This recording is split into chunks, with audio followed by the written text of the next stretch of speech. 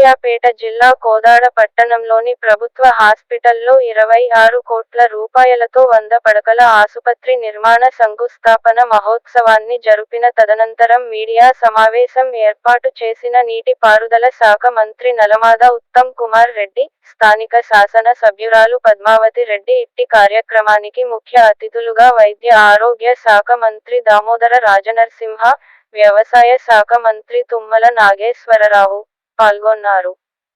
ఈ సందర్భంగా ఉత్తమ్ కుమార్ రెడ్డి మాట్లాడుతూ కోదాడ ప్రాంతం హైవే దగ్గర ఉండటం వలన ట్రామా సెంటర్ ఏర్పాటు చేస్తామని వైద్య శాఖ మంత్రి హామీ ఇచ్చారు. కోదాడ, హుజూర్ నగర్ హాస్పిటల్లో అవసరమైన మౌలిక సదుపాయాల కల్పిస్తామన్నారు. కృష్ణా జలాలపై కేసీఆర్, హరీష్ రావు మాట్లాడటం విడ్డూరంగా ఉందన్నారు. కేసీఆర్ ఢిల్లీ వెళ్లి 500 టీఎంసీల వాటా ఉంటే 250 టీఎంసీల వాటా అడగటం, ఆంధ్రకు 550 టీఎంసీ ఇవ్వడండి అనడం నిజం కాదా అన్నారు. కృష్ణ నది నుండి 5 టీఎంసీ రావాల్సిన వాటాను ఆంధ్రకు తరలిస్తున్నారని, కృష్ణ నది నుండి 8 టీఎంసీల నీళ్లను ఆంధ్రకు తరలించడం నిజం కాదా అని ప్రశ్నించారు. కాళేశ్వరం కట్టడానికి 1,00,000 కోట్లు ఖర్చు చేసింది. 1.10 వేల కోట్ల రూపాయలు వడ్డీలు చెల్లిస్తుంది. అన్నారం ప్రాజెక్టు కూడా డ్యామేజ్లో ఉన్నదని, మెడిగడ్డ ప్రాజెక్టు కుంగిపోతే కేసీఆర్ ఎందుకు నోరు మెదపడం లేదో చెప్పాలన్నారు. ఉమ్మడి ఆంధ్రప్రదేశ్ కంటే కేసీఆర్ ప్రభుత్వం ఏర్పడిన 10 ఏళ్లలోనే ఆంధ్రకు ఎక్కువ మేలు జరిగిందన్నారు. కేసీఆర్, ఏపీ సీఎం జగన్ చీకటి ఒప్పందాలు ప్రపంచానికి తెలుసన్నారు. ఇంకేం కావాలో చెప్పేసి అంటే ఆ తపన, ఆ కమిట్మెంటు, ఆ నిబద్ధత అనేది ఓ నాయకునికి ఉండాలి. అంటే తన ప్రజలు, తన నియోజకవర్గమే సర్వం అనే భావనతోటి నాయకుడు పనిచేయాలి. రాజకీయ జీవితం ఉంటుంది. తెలంగాణ రాష్ట్రం ఏర్పడిన తర్వాత చాలా ఒడిదుడుకులు చూసాము. మంచి మాట అన్నాడు. అభద్రతతోటి, భయంతో బ్రతికాము, దోపిడీ చూసాము, దగా చూసాము, ఇలా స్వేచ్ఛ చూస్తున్నాం. ఒక పెద్ద శాఖ ఇది. గతంలో విద్యాశాఖ నిర్వహించినాము, ఈరోజు ఆరోగ్య శాఖ ప్రధానంగా పేదవాన్ని ఆరోగ్యాన్ని కాపాడే.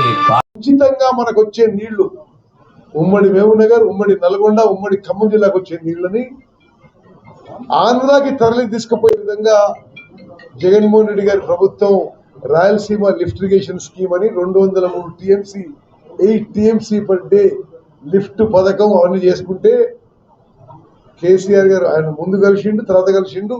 ఏ ఒప్పందం జరిగిందో కానీ పూర్తి నిశ్శబ్దంగా ఉన్నారు.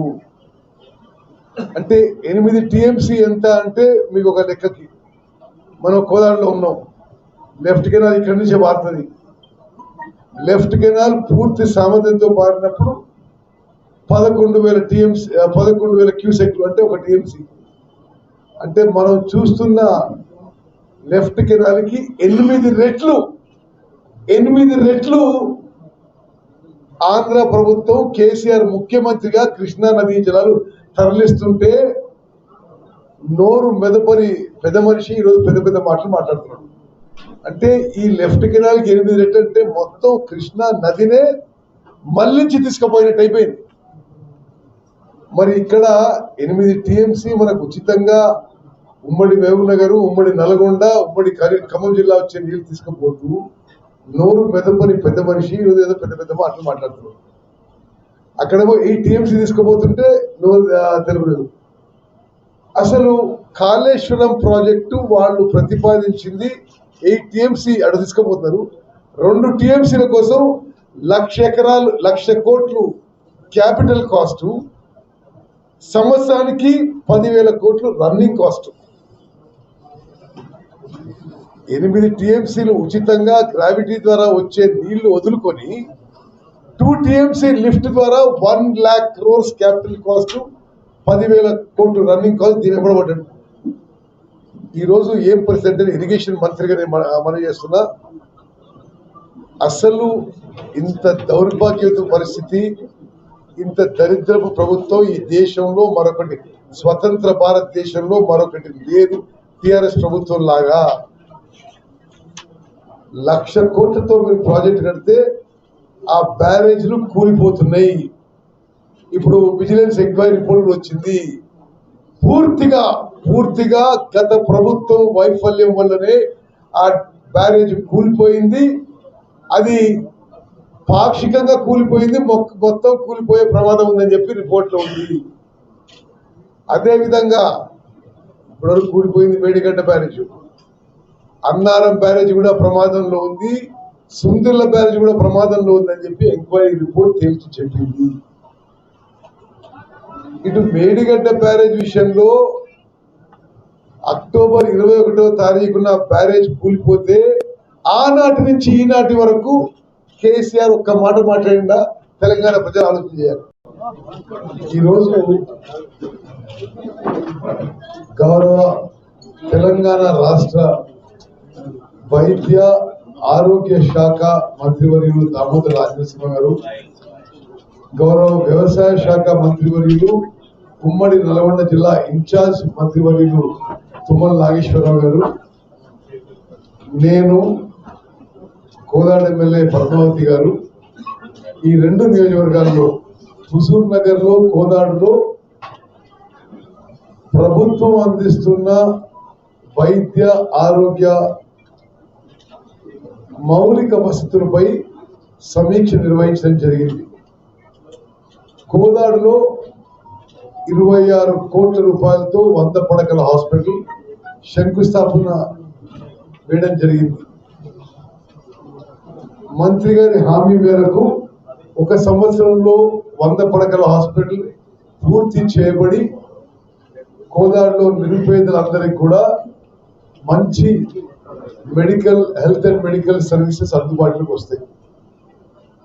అదేవిధంగా హుజూర్ నగర్ లో కోదాడులో ఎక్కడెక్కడైతే అక్యూట్ మెడికల్ స్టాఫ్ షార్టేజ్ ఉందో దాంట్లో కొంత ఆ షార్టేజ్ తీర్చే విధంగా చర్యలు తీసుకుంటామని చెప్పి మంత్రి గారు హామీ ఇచ్చారు.